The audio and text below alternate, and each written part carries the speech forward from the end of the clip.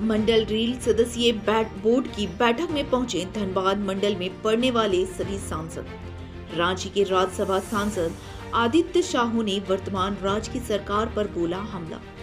Corona काल के दौरान बाधित हुए ट्रेनों को फिर से शुरू करने सहित अन्य मुद्दों को लेकर शुक्रवार को मंडल रेल संसदीय बोर्ड की बैठक आयोजन हुआ। धनबाद रेल डीआरएम सभागार में किया गया, जिसमें धनबाद मंडल से जुड़े सभी सांसद पहुंचे। सभी ने कोरोना काल के दौरान बंद किए गए ट्रेनों को फिर से शुरू करने की बात कही। वहीं धनबाद मंडल से जुड़े हर एक लोकसभा क्षेत्र में हुए कार्यों का उल्लेख किया। वहीं धनबाद सांसद पीएन सिंह ने अपने क्षेत्र की समस्या को मंडल सदस्यीय बोर्ड की बैठक में रखा। साथ ही धनबाद से गंगा दामोदर एक्सप्रेस ट्रेन को जमशेदपुर से चलाने का विरोध किया और इस पर रेलवे जल्द फैसला ले। वहीं सांसद ने कहा, अभी तक रेलवे आश्वस्त कर रही है कि जैसे गंगा दामोदर एक्सप्रेस चल रहा था उसी प्रकार चलेगी। साथ ही स्वर्णरेखा एक्सप्रेस ट्रेन में समय के बदलाव की मांग की गई। स्वर्णरेखा एक्सप्रेस धनबाद आने का समय 11 बजे रात का है और अंतिम पड़ाव भी धनबाद ही है। ऐसे में यात्री इतनी रात को कैसे अपने घर जाएंगे? इस बार रेल प्रबंधक विचार करे और जल्द इस पर फैसला ले।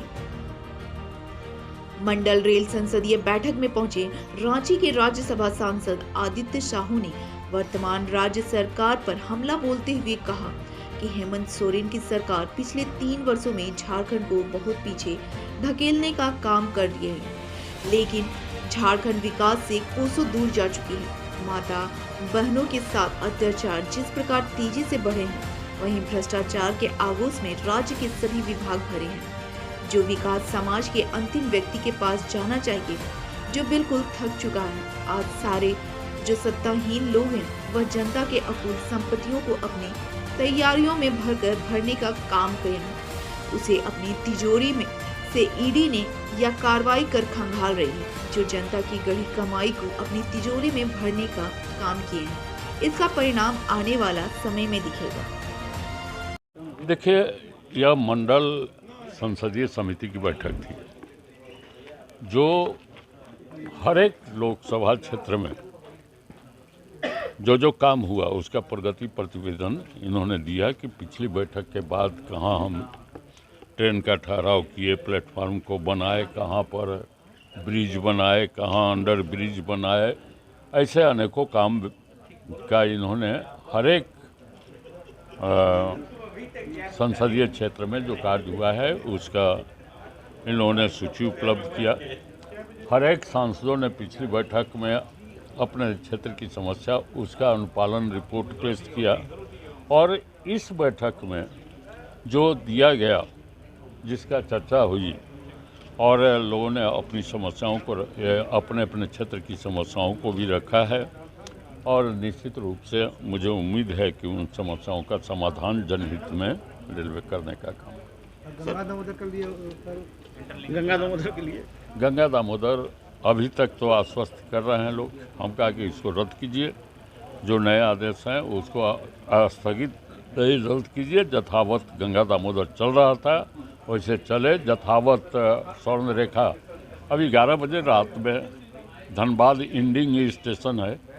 टाटा से लोग धनबाद के अगर चल रहे हैं तो अगर गोविंदपुर के लोग हैं, बरवाडा गांव के लोग हैं, निरसा के लोग हैं, टाटा से आए तो रात में जाएंगे कैसे?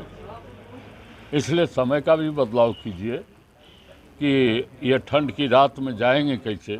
अगर जाएंगे तो 4 गुना भाड़ा देकर जाना पड़ेगा गरीब को। चर्चा कौन है गरीब पर? गरीब, क्योंकि जो जिसके पास साधन संपन्न है वो तो कार से अपना चला जाता है। बहुत होता है तो 500 रुपया बस में देकर एसी बस में चला जाता है, लेकिन 100-150 रुपया में यह ट्रेन का उपयोग कौन करता है? गरीब करता है।